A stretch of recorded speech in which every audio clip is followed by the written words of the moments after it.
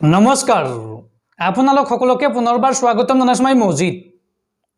বন্ধুসকল পলকতে চামক আজি সন্ধিয়াৰ 7টা গুৰুত্বপূৰ্ণ খবৰ প্ৰথমটো খবৰ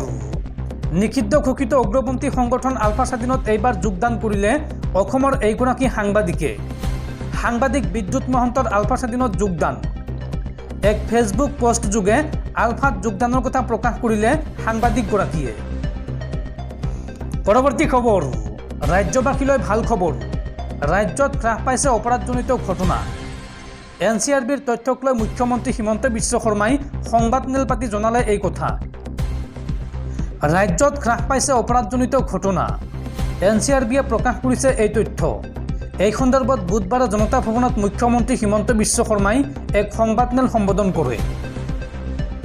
এনচিআৰবিৰ তথ্য অনুসৰি ৰাজ্যত পূৰ্বৰ তুলনাত হ্ৰাস পাইছে অপৰাধমূলক ঘটনা ৰাজ্যত 2020 চনত সৰ্বমুঠ অপৰাধৰ সংখ্যা আছিল 1,21,609টা 2021 চনত 1,33,139টা 2022 চনত এই গোচৰৰ সংখ্যা 68,937টালৈ হ্ৰাস পায় আনহাতে 2023 চনত এই গোচৰৰ সংখ্যা 56,202টালৈ হ্ৰাস পাইছে শেহতীয়াকৈ এনচিআৰবিয়ে প্ৰকাশ কৰিছে এই তথ্য পৰৱৰ্তী খবৰ আপুনি সুৰা বা কোল্ড ড্ৰিংক সেৱন কৰে নেকি যদি কৰে তেন্তে সাৱধান সুৰা আৰু কোল্ড ড্ৰিংক সেৱন কৰা সকললৈ বাজিছে বিপদ ঘণ্টা মাৰাত্মক ৰোগৰ অন্যতম কাৰক হৈ পৰিছে এই কোল্ড ড্ৰিংকছ সুৰা আৰু কোল্ড ড্ৰিংকছৰ ওপৰত অত্যাধিক কৰ আৰোপৰ আহ্বান বিশ্ব স্বাস্থ্য সংস্থা চমুকৈ WHOৰ সুৰা আৰু কোল্ড ড্ৰিংকছে জীৱন কাঢ়িছে লাখ লাখ লোকৰ সুৰাপানৰ ফলত প্ৰতি বছৰে বিশ্বত 2.6 মিলিয়ন লোকৰ মৃত্যু হৈছে সুৰা আৰু কোল্ড ড্ৰিংক সেৱন নকৰিবলৈ আহ্বান বিশ্ব স্বাস্থ্য সংস্থা চমুকৈ WHOৰ সুৰা আৰু কোল্ড ড্ৰিংকছৰ ওপৰত অধিক কৰ আৰোপৰ পৰামৰ্শ বিশ্ব স্বাস্থ্য সংস্থাৰ অত্যাধিক সুৰা আৰু চেনিযুক্ত পদাৰ্থ সেৱন কৰা সকললৈ দুখবৰ চেনিজাতীয় পদাৰ্থ আৰু সুৰাৰ ওপৰত অধিক কৰ আৰোপৰ আহ্বান বিশ্ব স্বাস্থ্য সংস্থাৰ যাতে সাধাৰণ জনতাই এই পদাৰ্থসমূহ কমকৈ খায় বিশ্বৰ 194খন দেশলৈ এই আহ্বান বিশ্ব স্বাস্থ্য সংস্থাৰ চেনি আৰু মিঠাজাতীয় খাদ্যৰ ওপৰত উৎপাদন শুল্ক আৰোপৰ আহ্বান অস্বাস্থ্যকৰ খাদ্য সেৱনৰ ফলত প্ৰতি বছৰে 8 মিলিয়ন লোকৰ মৃত্যু হৈছে সুৰা অস্বাস্থ্যকৰ খাদ্যৰ ওপৰত অধিক কৰ আৰোপে জীৱন ৰক্ষা কৰিব লাখ লাখ লোকৰ আৰু মাৰাত্মক ৰোগৰ অন্যতম কাৰক হিচাপে পৰিচিত হৈ পৰিছে এই কোল্ড ড্ৰিংকছ সুৰা আৰু কোল্ড ড্ৰিংকছে জীৱন কাঢ়িছে লাখ লাখ লোকৰ সুৰাপানৰ ফলত প্ৰতি বছৰে বিশ্বত 2.6 মিলিয়ন লোকৰ মৃত্যু হৈছে সুৰা আৰু কোল্ড ড্ৰিংক সেৱন নকৰিবলৈ আহ্বান জনাইছে বিশ্ব স্বাস্থ্য সংস্থা চমুকৈ WHOৱে বন্ধুসকল তাৰপিছত 4 নম্বৰ খবৰটো জনোৱাৰ আগতে আপোনালৈ এটা সৰু ৰিকুৱেষ্ট যদি তেওঁলোকে এইটো ভিডিঅ'ত লাইক কৰা নাই তেন্তে প্লিজ এটা লাইক কৰি দিয়ক আৰু এনেকুৱা ধৰণৰ নতুন ভিডিঅ' পাবলৈ চেনেলটো ছাবস্ক্ৰাইব কৰি কাষত থকা বেল আইকনটো প্ৰেছ কৰি ৰাখক পৰৱৰ্তী খবৰ ৰাজ্যত পুনৰ অসম আৰক্ষীৰ এনকাউণ্টাৰ এইবাৰ দুৰ্ধৰ্ষ ডকাইতক লক্ষ্য কৰি অসম আৰক্ষীৰ গুলীচালনা নগাঁও আৰক্ষীৰ গুলীত আহত হৈছে উমৰ ফাৰুক নামৰ এটা ধৃত ডকাইত ৰাজ্যত পুনৰ আৰক্ষীৰ এনকাউণ্টাৰ এইবাৰ দুৰ্ধৰ্ষ ডকাইতক লক্ষ্য কৰি আৰক্ষীৰ গুলীচালনা আৰক্ষীৰ গুলীত আহত হৈছে উমৰ ফাৰুক নামৰ এটা ডকাইত নগাঁও আৰক্ষীয়ে উমৰ ফাৰুকক বিচাৰি চলাইছিল অভিযান আৰু অভিযানৰ সময়ত আৰক্ষীক আক্ৰমণ কৰাৰ সময়তে আৰক্ষীয়ে গুলীচালনা কৰে আৰক্ষীৰ গুলীত দুটা ভৰিত আঘাতপ্ৰাপ্ত হৈছে উমৰ ফাৰুক প্ৰথম অৱস্থাত নগাঁও মেডিকেল কলেজ হাস্পতালত ভৰ্তি কৰোৱা হৈছিল ধৃত ডকাইতটো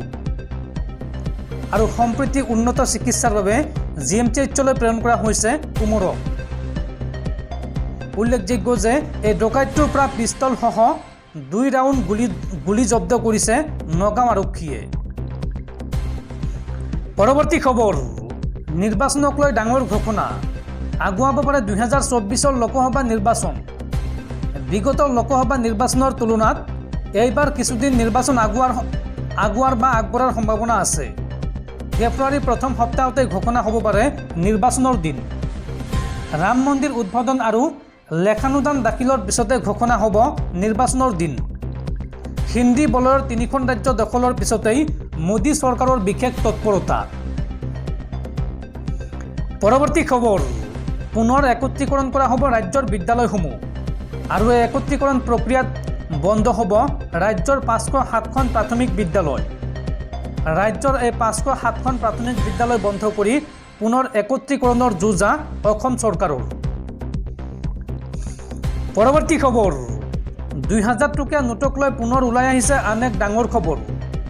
দেশত বন্ধ হৈ যোৱা 2000 টকাৰ নোটসমূহ ছপা কৰিবৰ বাবে কেন্দ্ৰীয় চৰকাৰে খৰচ কৰিছিল 17,688 কোটি টকা। লোকসভাত প্ৰকাশ পালে এই তথ্য। 2016 চনত প্ৰচলন হোৱাৰ পৰা ভাৰতীয় ৰিজাৰ্ভ বেংকে 2000 টকা নোট ছপা কৰাৰ বাবে মুঠ 17,688 কোটি টকা ব্যয় কৰিছে। সোমবাৰে এই তথ্য প্ৰকাশ কৰিছে কেন্দ্ৰীয় বিত্ত ৰাজ্যমন্ত্ৰী পংকজ চৌধুৰীয়ে। 500 টকা আৰু 1000 টকাৰ নোট বিমুদ্ৰাকৰণৰ সিদ্ধান্ত লোৱাৰ পিছতেই 2016 চনৰ নৱেম্বৰ মাহত বেংকে 2000 টকীয়া নতুন নোট জাৰি কৰিছিল। লোকসভাত এক প্ৰশ্নৰ লিখিত উত্তৰত চৌধুৰীয়ে জনোৱা মতে 2017 চনৰ মাৰ্চ মাহৰ পূৰ্বে 2000 টকীয়া মুদ্ৰাৰ নোটৰ প্ৰায় 89% ছপা কৰা হৈছিল আৰু ইয়াৰ ব্যৱহাৰিক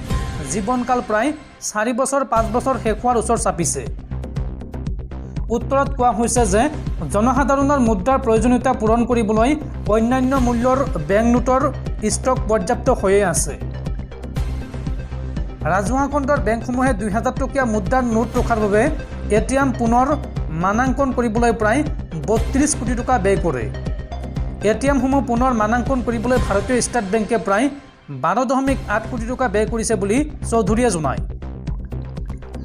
RBIৰ তথ্য অনুসৰি 2017-19 বিত্তীয় বৰ্ষৰ পৰা প্ৰচলিত 2000 টকীয়া নোটৰ মুঠ মূল্য প্ৰায় 7.4 লাখ কোটি টকা। ইয়াৰ পিছৰ বছৰবোৰত বেংকে কোনো নতুন 2000 টকীয়া নোট ছপা কৰা নাছিল। উল্লেখযোগ্য যে ভাৰতীয় ৰিজাৰ্ভ বেংকে যোৱা 19 মে'ত স্বচ্ছ নোট নীতিৰ অধীনত এই নোটসমূহৰ প্ৰচলন প্ৰত্যাহাৰ কৰাৰ কথা ঘোষণা কৰি নাগৰিকসকলক বেংকৰ শাখাসমূহত 2000 টকীয়া নোট 30 ছেপ্টেম্বৰৰ ভিতৰত জমা কৰিবলৈ নিৰ্দেশনা জাৰি কৰিছিল আৰু পিছত এই সময়সীমা এসপ্তাহ বৃদ্ধি কৰি অক্টোবৰলৈকে বৃদ্ধি কৰা হৈছিল আৰু তাৰ পিছত এতিয়া দেশত সম্পূৰ্ণৰূপে বন্ধ হৈ পৰিছে 2000 টকীয়া নোটসমূহ।